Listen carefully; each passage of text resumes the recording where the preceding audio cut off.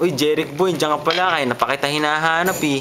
Ano ginagawa mo dyan? Magawa ako ng sleeper. Magic sleeper. Ba't tinawag na magic sleeper yan, Dre? Kakaiba to. Kaya tinawag ko magic sleeper. Magic. May magic to. Kahit di ko naintindihan ko na rin, Dre. Ano ba kung anong mga proseso bago ginagawa to? Paano ba ginagawa yun, Dre? Bago ko ginagawa to, binubudburan ko muna ito ng magic sarap. Para Para maging magic. maging magical, Dre. Pagkatapos nito, ipapatong ko siya sa Magic Flex. Talaga? Ayos Marami naman. nagagawa ito. Kagaya ng... Pagka halimbawa pumasok sa bahay mo, pwede itong panampal. Oo nga, no. Pwede yun, Dre.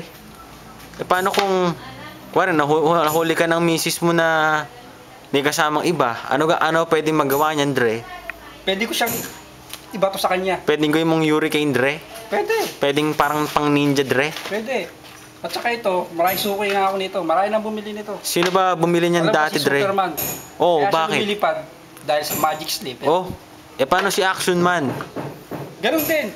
Magic Sleeper Oh, din ang gamit niya. kumpare mo ba yun, Dre? Kakambal ko yun. Oh, talaga? O sige, Dre.